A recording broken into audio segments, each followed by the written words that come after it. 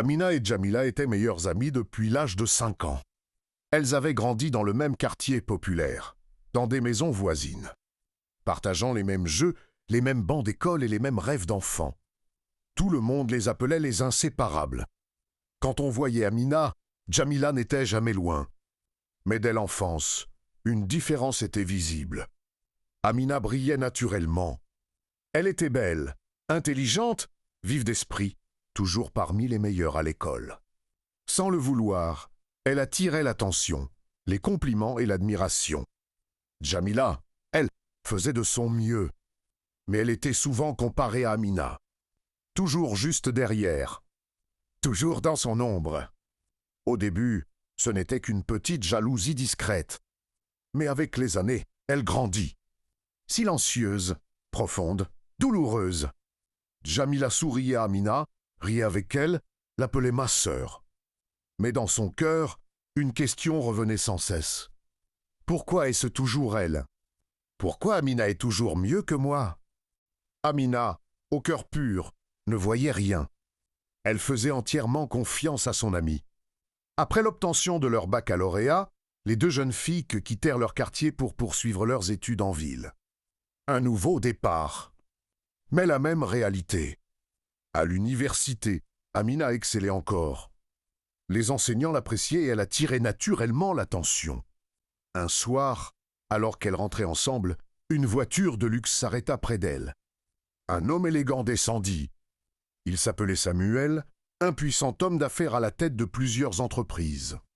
Il aborda Amina avec respect, ils échangèrent leurs contacts. Ce jour-là, la vie d'Amina changea. Samuel et Amina commencèrent à se voir. Les rendez-vous se multiplièrent, les attentions aussi. Voyages, séjours à l'étranger, cadeaux précieux, tenues élégantes, sacs de marque. Et à chaque fois, Amina pensait à Djamila. Quand Samuel voulait lui offrir quelque chose, Amina disait toujours « Prends-en 2, l'autre est pour ma meilleure amie. » Elle racontait tout à Djamila. Ses joies, ses rêves, ses projets de mariage. Mais derrière le sourire de Djamila se cachait une jalousie profonde. Chaque parole d'Amina lui faisait mal. 1 an plus tard, Samuel prit une grande décision. Il demanda Amina en mariage. Les familles se rencontrèrent et la date fut fixée. Pour Amina, c'était le bonheur total. Pour Djamila, un choc. Cette nuit-là, Djamila ne dormit pas.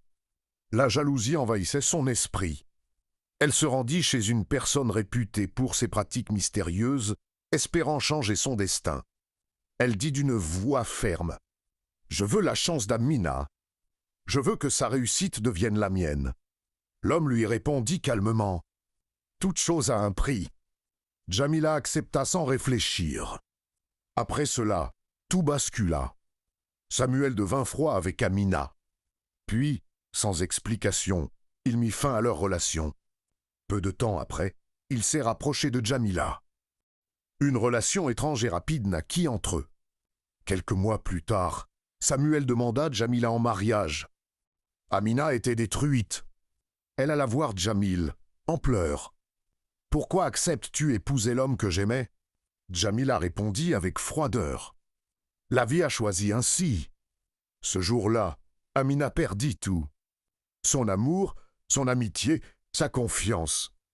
Après son mariage, Djamila abandonna ses études. « Pourquoi travailler ?» disait-elle. « Mon mari peut tout m'offrir. » Elle vivait dans le confort, mais son cœur restait insatisfait. Les années passèrent. Djamila n'arrivait pas à avoir d'enfants. Quand une grossesse arrivait, elle se terminait toujours trop tôt, encore et encore. Avec le temps, la vérité éclata. Samuel menait une double vie et utilisait des pratiques sombres pour accroître sa richesse. Djamila en payait le prix, car ses multiples pertes de grossesse étaient la source de richesse de Samuel. Pendant ce temps, Amina, malgré la douleur, continua à avancer. Elle termina ses études et trouva un emploi simple mais digne. Des années plus tard, elle épousa Patrick, un homme humble, honnête et travailleur. Ils eurent des enfants. Ils n'étaient pas riches, mais ils vivaient dans la paix et le bonheur. Les années passaient. et le temps finissait toujours par révéler ce que les hommes cachent. Dans sa grande maison luxueuse, entourée d'or, de voitures et de domestiques, Jamila ne connaissait toujours pas la paix. Chaque nuit, elle faisait le même rêve troublant, elle voyait Amina debout sous une lumière éclatante. Pendant qu'elle, Jamil, restait plongé dans l'ombre. Elle se réveillait en sursaut, le cœur battant, la vingterie vide. Encore une perte de grossesse. 17 fois, l'espoir s'était éteint avant même de naître. Les médecins ne comprenaient rien. Ses examens étaient bons, son corps semblait en parfaite santé, mais la joie de la maternité lui échappait toujours. Un soir, épuisée, elle osa enfin confronter Samuel. « Pourquoi je souffre autant ?» demanda-t-elle en larmes.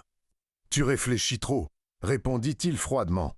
« La réussite a toujours un prix. » Cette nuit-là, Jamil entendit pour la première fois des chants étranges venant du sous-sol de la maison. Des sons graves, lourds, accompagnés d'une atmosphère oppressante. Son cœur comprit avant même que son esprit n'accepte.